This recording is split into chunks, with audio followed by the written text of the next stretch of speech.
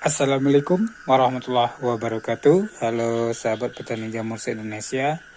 Malam ini kita lagi berada di ruangan produksi. Ini ada backlog yang sudah hampir 100% miseliumnya. Kita lagi cross check backlog yang lain. Ya, ada yang kontaminasi. Ini ada kontaminasi hijau, kontaminasi kayak gini, kontaminasi seperti ini. Jadi banyak sekali tipe kontaminasi pada backlog jamur tiram. Nah, pada kesempatan kali ini kita akan membahas kontaminasi pada backlog jamur tiram dan cara mengatasinya. Untuk itu, bagi teman-teman yang baru bergabung, jangan lupa tekan tombol subscribe dan tekan tombol loncengnya agar teman-teman tidak ketinggalan informasi yang bermanfaat. Oke, kita akan jelaskan secara rinci kontaminasi pada backlog dan cara mengatasinya.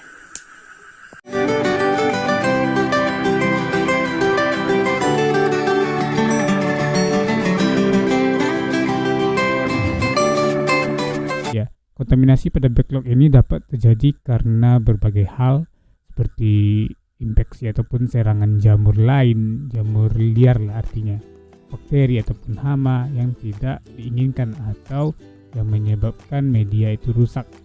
Bisa juga dengan kelembapan, ya, kadar air yang tidak tepat. Jadi kontaminasi ini banyak penyebab ya. Bisa jadi dengan kelembapan, artinya kadar airnya itu tidak tepat. Ada yang kelebihan air, ada yang bisa kekurangan air juga. Nah, sterilisasi yang tidak sempurna juga, atau stem atau pengukusan, atau kualitas bahan yang buruk. Ya, bahan baku juga penting. Ya, kontaminasi pada jamur tiram ini dapat menyebabkan pertumbuhan jamurnya tidak diinginkan atau tidak sempurna, bahkan gagal. Nah, ini akan menurunkan produktivitas jamur teman-teman atau membuat teman-teman rugi, bahkan dapat menyebabkan kerugian secara finansial. Ya, berikut ada beberapa cara yang bisa Amin bagikan untuk mengatasi kontaminasi pada backlog. Nah, sebelumnya kontaminasi pada backlog jamur tiram ini ada contoh ya. Misalnya kontaminasi serangan jamur itu ciri-cirinya ada yang backlognya hijau, hitam, kuning. Jadi ini sudah terkontaminasi dengan jamur liar. Ada yang kontaminasi karena bakteri, artinya ada guram, ya, hama, ada guram. Ada yang karena kelembapan, jadi miseliumnya tidak jalan sempurna, itu karena tidak matang. Jadi sudah dijelaskan tadi. Jadi ada beberapa cara atau antisipasi untuk mengatasi kontaminasi pada backlog jamur tiram. Apa saja itu kita akan bahas ya. Yang mana untuk mengantisipasinya itu menggunakan media tanam yang steril, artinya yang bagus ya. Pastikan media tanam yang teman menggunakan itu bagus ya, bebas dari bakteri jamur ataupun hama yang akan membuat media tanam ini rusak ya. Sebelum digunakan, media tanam harus dibersihkan atau disterilkan dengan menggunakan metode yang tepat. Sebelum teman-teman menggunakan media, teman-teman periksa terlebih dulu apakah bahannya memang layak untuk digunakan.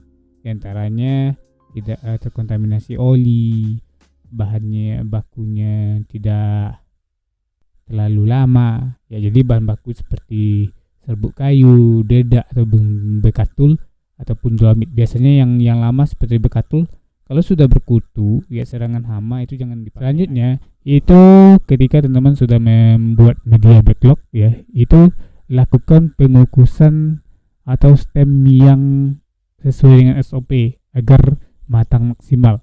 Jadi stem ini atau pengukusan ini bisa digunakan dengan alat seadanya, drum bekas, itu bebas ya, asal uapnya masih terjaga.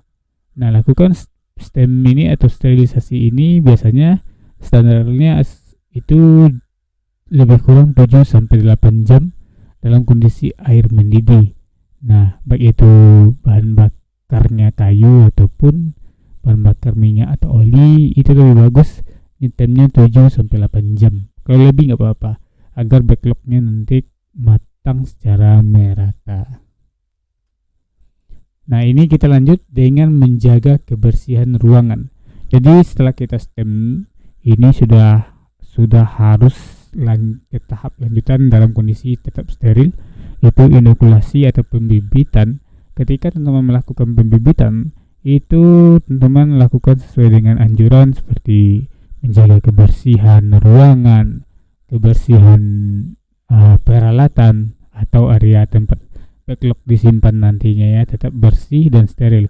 Sebelum teman-teman pembibitan, bersihkan area dengan alkohol ataupun dengan desinfektan ya, itu semacam bahan sterilisasi, dan hindari adanya debu ataupun kotoran yang dapat menjadikan media peluang untuk tumbuh-tumbuh yang mikroorganisme ya, atau terkontaminasi ya, agar terhindar dari kontaminasi.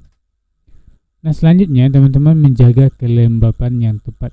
Jadi ketika kita masa inkubasi atau penyimpanan backlog, itu kelembapan juga bagus ya. Pastikan kelembapan pada lingkungan tumbuh jamur atau penyimpanannya itu sesuai dengan dibutuhkan, jangan terlalu lembab dan jangan terlalu kering ya, karena kondisi yang tidak tepat dapat mempengaruhi pertumbuhan atau perjalanan miselium yang memicu kontaminasi.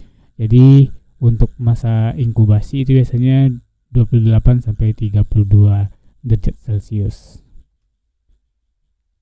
Nah, selanjutnya teman-teman menggunakan peralatan yang steril. Sebenarnya ini ketika kita pembibitan, ketika kita mulai pengadukan ya, pokoknya mulai produksi, baik itu mulai pengadukan media, mulai pengukusan, mulai pembibitan, itu peralatan wajib ya digunakan dalam proses apapun itu harus steril ya, karena untuk media jamur ataupun miselium ini sangat rentan dengan kontaminasi.